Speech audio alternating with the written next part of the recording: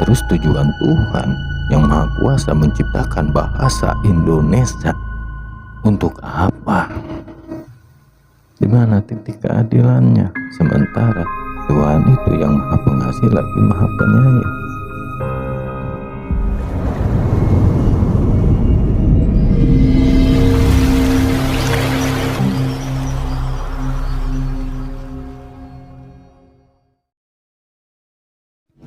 Assalamualaikum warahmatullahi wabarakatuh.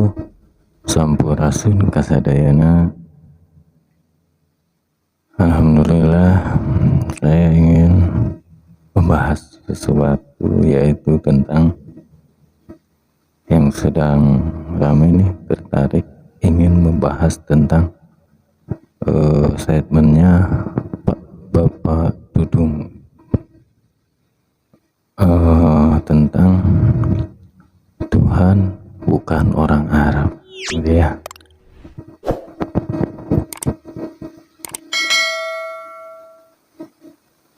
Tuhan bukan orang Arab. Kalau menurut saya emang benar, gitu kan? Karena Tuhan itu bukan orang, bukan siapa-siapa, bukan manusia, tapi Tuhan itu bersifat universal, gitu ya, bersifat global, semua, gitu, yang mencakup semuanya. Dan yang dipermasalahkan statementnya itu, yaitu tentang berdoa tidak usah menggunakan bahasa Arab, gitu ya. Nah, kalau berdoa tidak menggunakan bahasa Arab, menurut saya juga sah-sah saja, gitu ya. Karena yang saya tahu, Tuhan itu maha dari segala maha, maha mengetahui, maha bijak, gitu kan.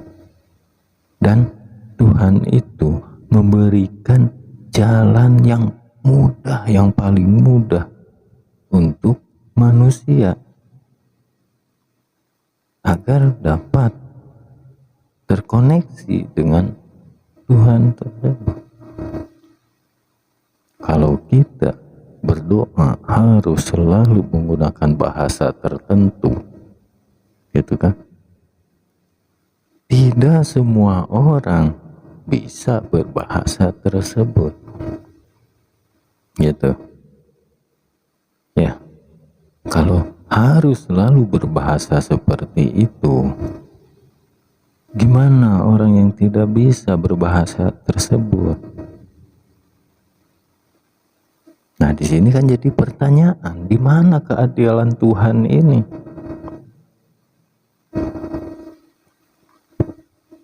Kalau kita berdoa harus, Muslim harus berdoa menggunakan bahasa Arab, sementara saya contohnya tidak bisa berbahasa Arab. Bahkan saya berdoa ya sama pakai bahasa Indonesia, gitu. Nah, kalau harus selalu berbahasa Arab, di mana keadilan Tuhan ini untuk orang-orang yang tidak bisa berbahasa Arab? Saya harus belajar, misalkan harus belajar bahasa Arab, begitu, pasti harus selalu berbahasa Arab, begitu ya. Tidak adil. Nah, terus tujuan Tuhan yang Maha Kuasa menciptakan bahasa Indonesia untuk apa? Kalau saya, ibarat kalau manusia ini atau muslim ini harus berdoa selalu berbahasa Arab. Di mana titik keadilannya? Sementara Tuhan itu yang Maha Pengasih lagi Maha Penyayang.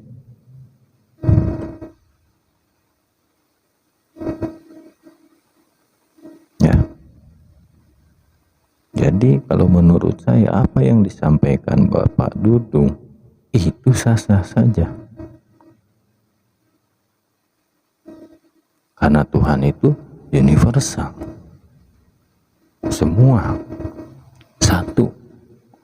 Pancasila, ketuhanan yang Maha Esa, satu. Meskipun beragam agamanya, tujuannya tetap satu, ke sana. Karena mungkin itu kan banyak yang tahu, Muslim juga tahu bahwa Tuhan itu satu gitu. Kenapa dipermasalahkan? Yang jadi masalah yaitu Tuhan bukan orang Arab, bukan orang. Pahami kata bukan orang, kan sudah jelas bukan orang Arab. Kan di sininya bukan orang. Yang dikatakan Bapak Dudung itu bukan orang. Jadi kita tidak harus berbahasa Arab. Malahan ada ketua MUI kok tidak kepikiran apa yang dikatakan Bapak Dudung ini bukan orang, bukan orang, bukan orang. Tuhan itu emang bukan orang kan?